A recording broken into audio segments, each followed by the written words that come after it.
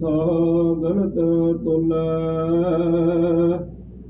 ज्यों बुलावो त्यों नानक दास बुलै।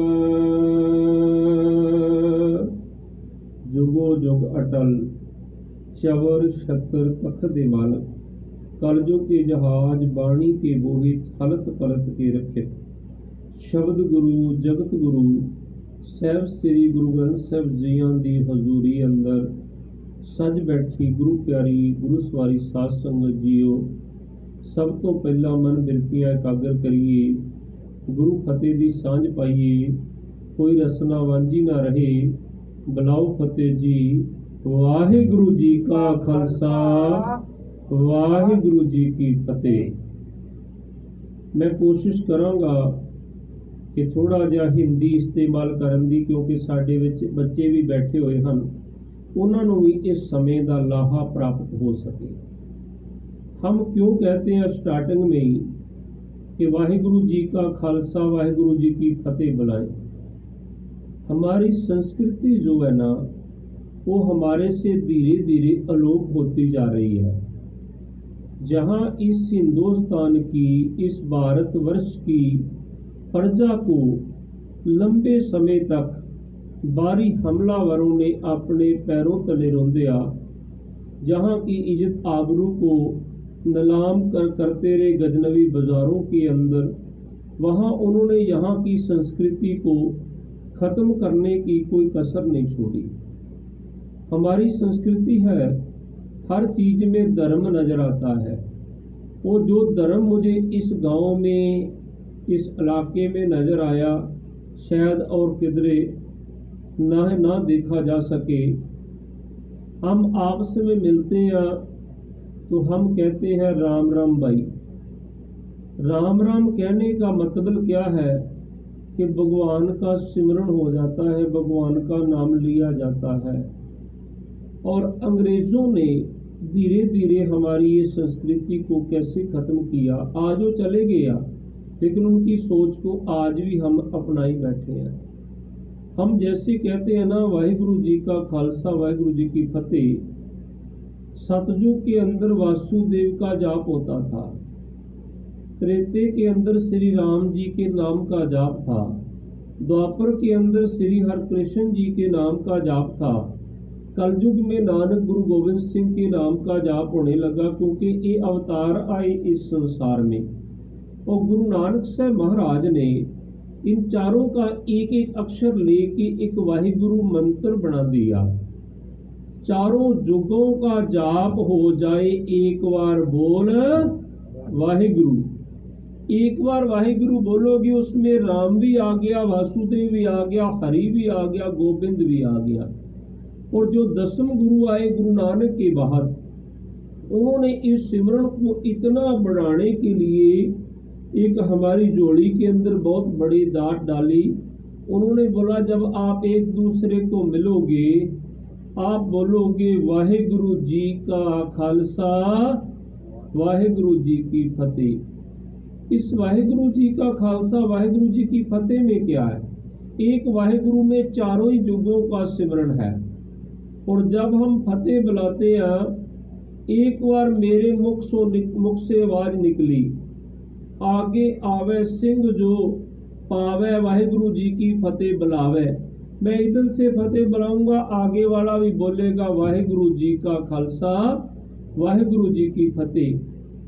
2 बार मेरे मुख ने वाहिगुरु का जाप किया, 2 बार मेरे कानों ने श्रवण किया, 4 बार, और 2 बार मैंने आने वाले से श्रवण किया, 6 बार एक मिलनी के अंदर वाहिगुरु का जाप हो गया। एक वाहिगुरु में 4 जुगों का जाप है, तो एक बार मिलाप में 24 टाइम 24 बार का जाप जो ऑटोमेटिकली हो गया। पहला मकसद इसका ये था कि हमारा सिमरन इतना बढ़ जाए, सुते सोती हमें पता ही ना चले। दूसरा मतलब ये था कि जब जंग के मैदान को जाएं, हमारे अंदर से अतुट विश्वास हो कि वाहिगुरु जी का खालसा जंग को जा रहा फतेह वाहिगुरु की होगी, उस परमात्मा की, भगवान की होगी। अल्लाह वाहिगुरु हरि का नाम एक है, भरमों में पड़ गई दुनिया है। वो परमात्मा एक है, उसका नाम एक परमात्मा का नाम लिया जाए, माने अल्लाह कह लो, राम कह लो, वाहिगुरु कह लो, है एक ही है। वो ऐसे है जैसे माँ को कोई मम्मी जी कहता है, कोई माता जी कहता है, कई समाज में बाबो भी कह देते, जैसे चाचा लोग भाभी जी कहते हुए भाभी कहते, लेकिन माँ ने कभी ये नहीं कहा कि मैं आपसे प्यार नहीं करना, आपने मुझे मम्मी जी नहीं कहा। ऐसा ही वाटर का स्वभाव है, नेचर है पानी का। पानी को आप पानी कह के पी लो, सदर्न साइड वाले तन्नी कहते हैं, तन्नी कह के पी लो, वाटर ड्रिंकिंग कह के छक लो, जल सकना कह के छक लो। जल कभी ये नहीं कहता मैं आपकी प्यास नहीं बुझानी, आपने मुझे जल कह के क्यों नहीं छका। ऐसा ही भगवान का स्वभाव है।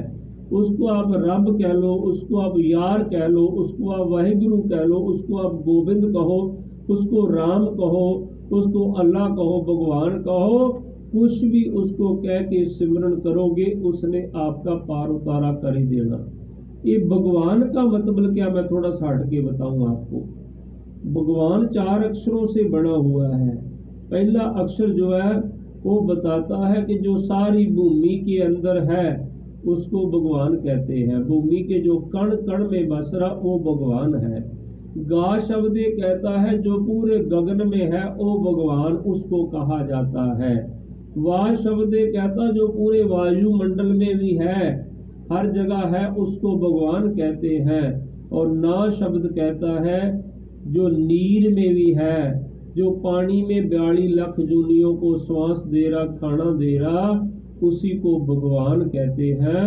और इसीलिए पहला मकसद गुरु गोविंद सिंह जी का ये था, इनका सिमरन इतना को बढ़ जाए कि ये रोजमर्रा की जिंदगी में सिमरन करके पार हो सके।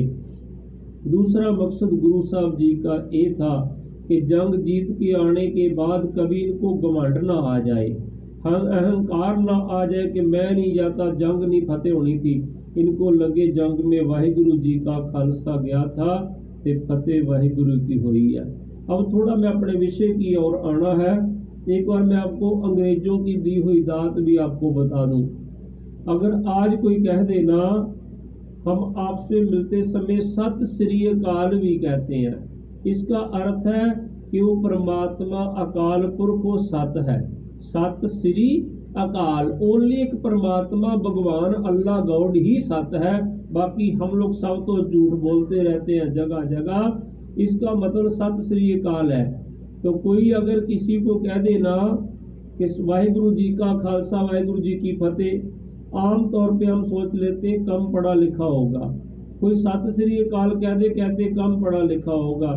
सत श्री अकाल कह दे तो कहते हैं कि शायद थोड़ा सा पढ़ा लिखा है। कोई राम राम कह दे, कहते गाँव का होगा इसलिए राम राम कह रहा है।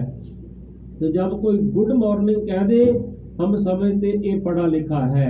जब कोई गुड काट के ओनली मॉर्निंग कह दे तब हम सोच लेते हैं ये बहुत ज़्यादा पढ़ा लिखा लग रहा है।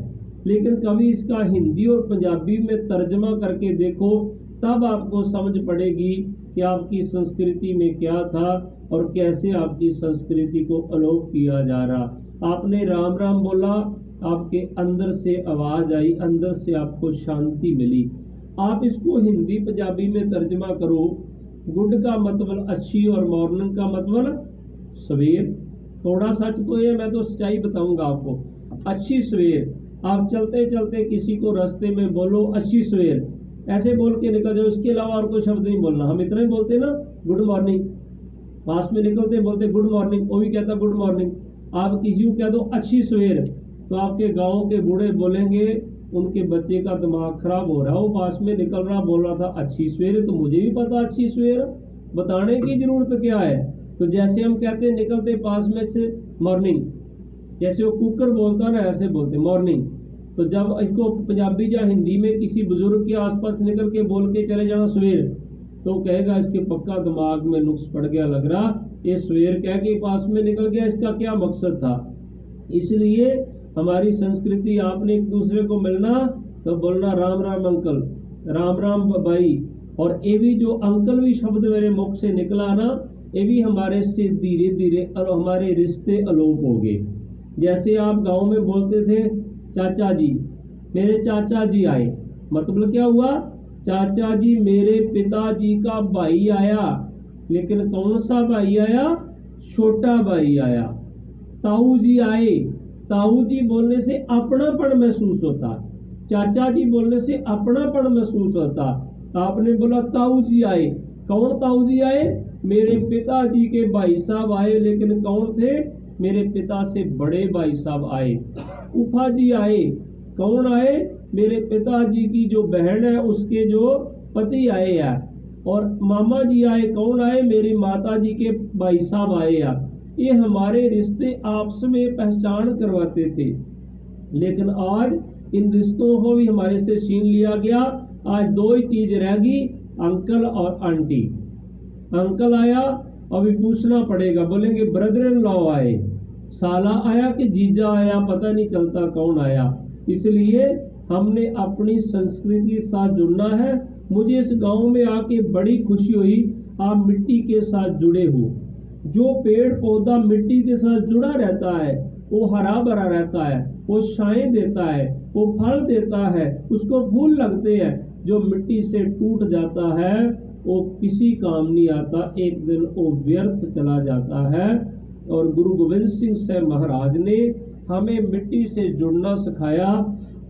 उन्होंने कहा इसका मकसद ये है कि आपका सिमरन इतना हो जाए कि आपसी मिलाप में आप पार हो जाओ। एक बड़ा जरूरी विषय है। गुरु नानक जी कहते हैं पवन गुरु, हवा आपका गुरु है। पवन गुरु, तो गुरु के साथ हम क्या करते हैं? गुरु का सत्कार करते हैं ना, गुरु की हम सेवा करते हैं ना। जहाँ एक सामने घर है, बुजुर्ग है बाबा जी, वो डेली एक डब्बे में डाल के गाय का दूध लेके आते हैं। उन्होंने जब निशान सब लगा, देखा, उनको पता जहाँ गुरुद्वारा साहब आ गया, वो लेके आते। मैंने उनको बहुत मना किया, बाबा जी आप इतनी खेचल मत करो। वो बोले हम 1 गिलास दूध का डेली आपके लिए लाएंगे। 1 गिलास डेली लेके आते, हम डेली उनकी अरदास भी यहाँ करते हैं। बाब के ये श्रद्धा है ना, गुरुद्वारा वो मेरे लिए नहीं, वो लेके किस लिए आ रहे कि बाबा जी गुरु ग्रंथ साहब की सेवा करते हैं और मैं लेके आना। पवन गुरु, ऐसे ही हवा जो हमारा गुरु है। हम मानते हो हवा गुरु है, लेकिन कब समझ आती पता हवा हमारा गुरु है? जब आदमी चारपाई पर हॉस्पिटल में पड़ा होता है, जब अपने से वो श्वास ना ले पाए, जब डॉक्टर 10,000 का सिलेंडर आके सराहने वाला टेक देता है ना, जिसको क्या कहते हैं वेंटिलेटर में लग गया, तो तब वो कहता है इस सिलेंडर से एक ही रात श्वास मिलेंगे आपको, आज की रात ही, कल 10,000 फिर दे देना, कल दूसरा सिलेंडर प्रोवाइड कर देंगे। तो तब हम बड़ा हैरान होते हैं कि अभी तक इतनी उम्र हम कहाँ से श्वास ले रहे थे, कहाँ से ऑक्सीजन मिल रही थी। और जो भगवान हमें गॉड गिफ्ट दे रहा है, ऑक्सीजन कंटिन्यू दे रहा है। जो आज आप जहाँ बैठे हो ना, आपको दोनों टाइम सुबह और शाम को जहाँ आके ऐसे ही बैठना चाहिए। आज गुरुद्वारा परेड है और परेड का फल कम है और प्रोग्राम का फल ज्यादा मिलता है। परेड होती है कि आपको बाई ऑर्डर आना ही पड़ेगा। प्रोग्राम वो होता है कि आप आओ चाहे मत आओ, वो आपकी इच्छा है, लेकिन आपने इसी शुक्राने की वजह से आना है कि हे भगवान आप तो मुझे डेली फ्री में ऑक्सीजन दे रहे हो। इसलिए पवन गुरु, हवा हमारा गुरु है, हवा हमें जीवन देती है। पानी पिता, पानी हमारा बाप है, हमारा पिता है, क्योंकि पानी हमें परवरिश करता है हमारी। पहला पानी जियो है जित हरिया सब कोई, गुरबाणी में कहा गया पहला पानी ही जीवन है। पेड़ पौधों को ना मिले पानी तो पेड़ पौधे सूख जाते हैं। आज हमने हवा को भी दूषित कर दिया, कितने कितने केमिकल, कितनी कितनी फैक्ट्रियों का धुआं। तो गुरु का सत्कार तो नहीं कर रहे ना हमने हवा को साफ रखना। आप लोग बहुत अच्छी किस्मत है, भगवान ने आपके ऊपर बड़ी कृपा की। आप ये मत सोचा करो इस गांव वाले कि हम सिटी में क्यों नहीं पैदा हुए, हम सिटी में क्यों नहीं रहते। वहाँ पोल्यूशन है, गंदगी है, कई किस्म की बीमारियां हैं। जहाँ स्वच्छ हवा है, जहाँ की फसलें खाद और दवाइयों के बगैर आपको मिलती है, स्वच्छ जीवन मिल रहा है, आपके ऊपर भगवान की बहुत कृपा है। जहाँ आपको बहुत कम लोग बीमार मिलेंगे, उसका कारण ये है कि जहाँ का आपके ऊपर गुरु की कृपा है, पवन गुरु जो है साफ आपको मिल रहा है। पवन गुरु पानी पिता, पानी आपका पिता है। तो पिता क्या करता, बच्चे का मुख भी साफ करता है, बच्चे की परवरिश भी करता है। लेकिन बच्चा ऐसे तो नहीं करता कि अपनी गंदगी उठाई और पिता के मुंह पे मार दी, नहीं करते ना ऐसे। लेकिन आज हम लोग ऐसे ही कर रहे हैं। गुरु नानक जी कहते हैं पानी तुम्हारा पिता है। तो आज क्या कहते हैं, गंगा जमुना सरस्वती जितनी पवित्र नदियां थी, कहते गंगा अपवित्र होगी, जमुना अपवित्र होगी। उसको किसने पवित्र किया, हमने किया। अगर हमने गुरु नानक जी का हुक्म माना होता कि पानी हमारा पिता है, तो हम उसमें कभी गंदा पानी नहीं डालते, हम उन नदियों को कभी ऐसे अपवित्र नहीं करते। इसलिए हमारा फर्ज बनता पिता की तरह पानी की संभाल करनी। मैं फौजी भाइयों को भी रिक्वेस्ट करूंगा कि एक बूंद भी पानी की वेस्टेज ना होने दे। पानी की कीमत पूछनी तो राजस्थान वाले इन बच्चों को पूछिए कि पानी की वैल्यू क्या है, पानी की कीमत क्या है। अगर आप हाथ भी धोते हो ना, तो किसी पेड़ पौधे के चरणों में बैठ जाओ जो आपको ऑक्सीजन देता है, उसके पास में बैठ के हाथ धोलोगे, वो पानी आपका किसी पेड़ को जीवन दे देगा और फिर वो आपको ऑक्सीजन के रूप में वापस मिल जाएगा। पेड़ पौधा होगा, आज दोगे कल आपको मिलेगा, वो पेड़ पौधा आपको ऑक्सीजन देगा। कोशिश करो कि मैं रोज कम से कम एक एक पेड़, जब तक आप जहां हो ना, एक एक पेड़ सभी आदमी गोद ले लो। जितने अंदर पेड़ पौधे हैं, आप मान लो कि अभी तक तो हम फ्री में ऑक्सीजन ले रहे थे, अभी हम कुछ ना कुछ करेंगे, ज्यादा नहीं, एक एक बाल्टी छोटे वाली या एक एक डब्बा अपने अपने पेड़ को डालो।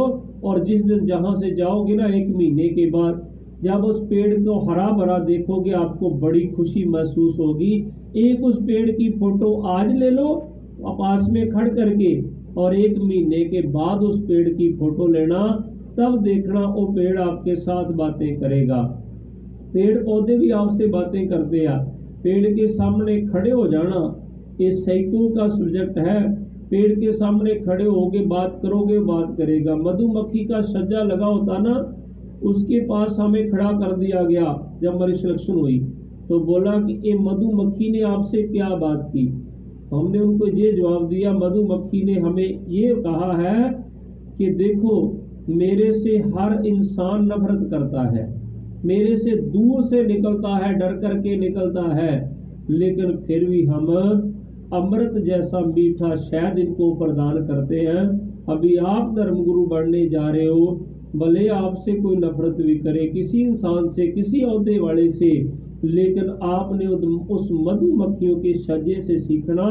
उनसे नफरत करते हो, फिर भी अमृत जैसा शहद मीठा प्रदान करती है। आपने लोगों को मिठास ही बांटनी है, क्योंकि हमारे गुरुओं का संदेश है। गुरु गोविंद सिंह जी कहते हैं, साच कहो सुन ले हो सबे। कहते मैं साच कह रहा हूँ, सभी सुन लो, हिंदू मुस्लिम सिख ईसाई कोई भी हो।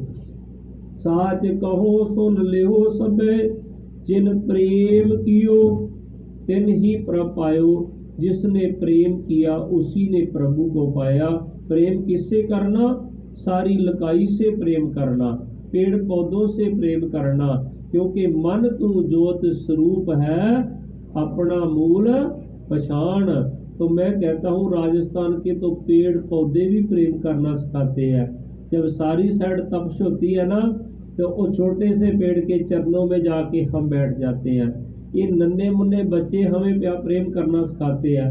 इतना प्रेम है इन बच्चों के अंदर, एक उदाहरण है।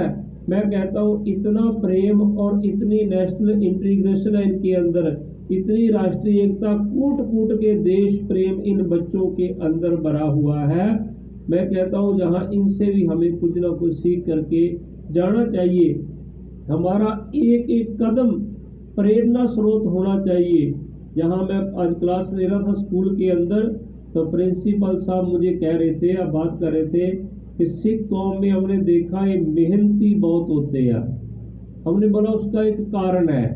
कोई कहता ना सिख कभी भीख नहीं मांगता, मैं कहता हूँ ये मत कहो सिख भीख नहीं मांगता, ये कहो जो भीख मांगता है वो गुरु नानक का सिख नहीं हो सकता। क्योंकि गुरु नानक साहब महाराज ने बाल अवस्था में भैंस चराई और जवानी के अंदर मोदी की दुकानदारी का काम किया, मोदी खाने का मोदी रहा, और जब बुजुर्ग अवस्था आई तब हल्की जंगी पकड़ के खेती की, और तब पहले प्रैक्टिकल किया, फिर हमें कहा किरत करो। आप नाम जपया, बगदाद तक जाके जपाया, फिर कहा नाम जपो। आप बंट काट करके छका और छकाया, तब कहा बांट के छको। लेकिन आज हमें कंसेप्ट ही क्लियर नहीं है। हमें कहते हैं भगवान मेरे को दे और मैं लोगों को बांटूं। ऐसा नहीं है। गुरु नानक साहब जी का ये कंसेप्ट नहीं था। उनका ये कंसेप्ट था गुरु नानक साहब का कि आप किरत करोगे, और जो किरत का हुनर भगवान ने आपको दिया है वो दूसरों में बांटो। कि ऐसे किरत करोगे तो ज़्यादा आमदनी आएगी, और जो किरत से पैसा बचता है उससे भी आप लोगों को बांटना है। नाम जपना है, नाम जपने की विधि जो आपको समझ आ गई वो भी दूसरों को बांटनी है। नाम जपो, और जो ये दोनों चीज़ों से प्राप्त होता उसको बांट करके छकना है।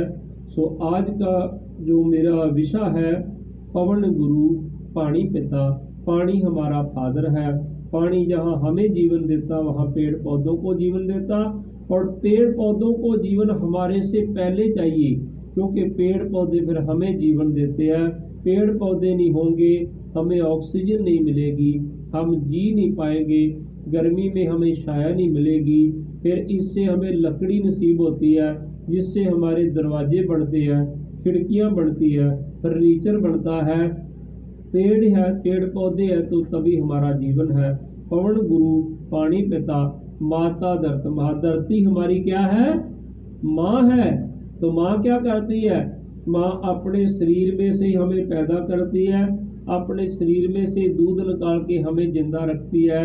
और ऐसे धरती माँ क्या करती है कि अपनी छाती में से फसल उगाती है, उगा के हमें जीवित रखती है। धरती की छाती फाड़ के हम नीचे से जल निकालते हैं और हमें जीवित रखती है। और हम क्या कर रहे हैं? हम जितनी गंदगी पूरी धरती माँ के अंदर सारे केमिकल जहाँ डालते जा रहे हैं, माँ की तरह इस धरती की हमने सेवा करनी है। माता धरत महत दिवस रात दो दाई दाया। दिन और रात, दिन जो है वो खिलावा है, सारा दिन खिलाता रहता है, काम धंधे में लगाता रहता, और रात जो है वो दाई है, वो अपनी गोद में रात को हमें सबको सुला लेती है। दिवस रात दो दाई दाया, खेले सगल जगत, सारा संसार इसमें खेल रहा है। पर एक बात याद रखना, चंगियाइयाँ बुराइयाँ वाचा धर्म हजूर। अच्छे और बुरे काम धर्मराज की कचहरी में जरूर वाचे जाएंगे। चंगियाइयाँ बुराइयाँ वाचे धर्म हजूर। कर्मी आपो अपनी के नेड़े के दूर। कर्मा करके कोई भगवान के नेड़े हो जाता, कोई दूर हो जाता। मुझे एक मेरे मास्टर जी होते थे सरदार हरचैन सिंह, आज दुनिया में नहीं रहे। आज भी मुझे उस मास्टर जी का सबक याद है। वो कहते थे चित्तर और गोबत आपके राइट और लेफ्ट कंधे पे बैठे हुए हैं। कहते थे ये अच्छी बातें आपकी नोट कर रहा है, ये आपके पाप नोट कर रहा, बुरे कर्म नोट कर रहा है। और वो इतनी भावुक हो जाते थे, वो कहते थे नहा के आप अपना जो टावल वगैरह है या कपड़े ऐसे कंधे पे मत डाला करो, ये याद रखा करो जहाँ दो देवते बैठे हुए हैं, आपके कंधों में चित्रगुप्त बैठे हैं, जो आपके अच्छे और बुरे गुणों और अवगुणों को नोट कर रहे हैं। इसका मतलब पता क्या? ये उसकी उनकी भावना थी कि जब आपको याद रहेगा कि मास्टर जी ने कहा जहाँ टावल नहीं डालना, तो आपके माइंड में एकदम जाएगा तो मुझे कोई देख रहा है, मुझे चित्रगुप्त देख रहे, इसलिए मैंने कोई गलत काम भी नहीं करना है। आज का हुक्म भी गुरु साहब का है, पंचम पातशाह गुरु अर्जन देव जी का। जैतसरी राग में गुरु अर्जन देव जी कहते हैं, कोई जन हरस्यों देवे जोड़। कोई भी आपको भगवान के साथ जोड़ देवे, चरण गहो बको सुबरसना दीजे प्राण अकोर। आप उसका धन्यवाद करो, उसके चरनी लगो और रसना से उसका धन्यवाद करना चाहिए। रहाओ अगर कोई बेटा मांग ले तो उसके प्राणों की बेटा भी उसको दे देनी चाहिए। कोई अगर आपको हरि भगवान से जोड़े, तो हमें तो ये पेड़ पौधे सभी भगवान से जोड़ते हैं। जब हमें ज़्यादा तपश लगती है, गर्मी लगती है, भगवान याद आता, तो फिर क्या करते हैं हम, भाग के जाके हे भगवान कह के पेड़ के नीचे खड़े हो जाते हैं। तो हमें इनकी भी सेवा करनी चाहिए। मन तन निर्मल करत क्यारो, हर सिंचे सुधा संजोर। जैसे किसान क्या करता, छोटे छोटे क्यारों डाल के खेती को सिंचना करता है, ऐसे आप भी नीवे होकर के चलो, निवाणे होकर के चलो। अहंकार घमंड नहीं करना, अगर भगवान ने कुछ दिया तो उसका शुक्राना करना है। यह रस में मगन होत कृपा ते महाभिक्षा ते तोर। इस रस में मगन हो जाओ, अपने आप को जहर रूपी पदार्थों से मोड़ना करो। आयो शरण दीन दुख भंजन, चितवो तुमरी ओर। हे दीना ते गरीबां ते दया करने वाले, मैं आपकी शरण आया हाँ। अवय पद दान सिमरन स्वामी को, मुझे अभय डर तो रहत होने का दान दो। प्रभ नानक बंधन शोर। अंत में मैं अपने फौजी भाइयों को भी शिक्षा देनी चाहूँगा कि जहाँ आपने भी इन बच्चों के से भी सीखना है, इनको भी अच्छे गुण सिखाने हैं और इनके लिए आपने प्रेरणा स्रोत बनना है। मुझे एक बच्चा कह रहा था कि पहले जब फौज आई थी तो एक फौजी दारू के ठेके पर खड़ा था। हम लोग दारू कहते हो लेकिन दारू नहीं आओ। गुरु नानक जी कहते जित पीते मत दूर होए, बरल पए विच आए। अपना पराया ना पछाणी, खसमों तके खाए। वो कहते जब पहले एक बार फौज आई थी, उन्होंने गाड़ी आके शराब के ठेके पर रोकी, वहाँ से शराब की बोतल ली, क्या फौज शराब पीती है? तो मैंने उनको ये जवाब दिया था कि जो आज अग्निवीर का आपने सवाल किया था ना कि फौज 4 साल की क्यों कर दी गई, उसका मेन कारण यही है। जो गलत नेगेटिव वृत्ति वाले अनसर जो आर्मी के अंदर भर्ती हो जाते हैं और फिर उनको निकालना हमें मुश्किल हो जाता है। और इसलिए हम 4 साल में देखेंगे जो देश के लिए लाभदायक होगा, जो देश के लिए पॉजिटिव होगा, जिससे धरती माता की, इस मातृभूमि की सेवा करने का जिसके अंदर जज्बा होगा, उसको रखेंगे। बाकियों को हम सेना से अलविदा कह देंगे। लेकिन इसका मकसद ये नहीं कि आपने सेना ज्वाइन नहीं करनी कि 4 साल की फौज आ गई। वो 4 साल की फौज आपके गांव वालों के लिए नहीं है, क्योंकि जहां बहुत अच्छे इंसान मैं देख रहा हूं, जहां आपके अंदर संस्कार कूट कूट के भरे पड़े हैं, जब आप अभी इतनी सेवा करते हो, इतने अच्छे भाव से हमारे साथ रहते हो, हमारा तो जहां से जाने को दिल नहीं कर रहा। कल को आप भर्ती हो के हमारे साथ आगे तो हम थोड़ी आपको 4 साल में जाने देंगे। इसके 2-3 कारण है जो अग्निवीर आने के। एक तो एक कारण है कि जो ऐसा कोई होगा जो समाज में कोढ़ की तरह, हर संस्था में अच्छे बुरे आदमी होते हैं, उसको हम 4 साल में परख करके फिर उसको फौज से अलविदा कह देंगे। दूसरा होता है जो कुछ लोगों को फौज के बारे में नॉलेज नहीं होती, वो आर्मी से छोड़ना चाहते हैं, या किसी की घर की समस्या हो जाती है, फिर हम उसको 15 साल से पहले छोड़ नहीं सकते थे। ये प्रोविजन नहीं था आर्मी के अंदर, तो अभी ये प्रोविजन रखा गया कि किसी की घर की मजबूरी हो तो फौज को छोड़ करके जाना चाहे तो 4 साल में उसको कोई जाने में मुश्किल ना आए, उसको हम घर भेज सकें। बाकी ऐसा नहीं है, वो जो आएंगे हमारे पास उसमें 25% को तो पक्का करना ही है।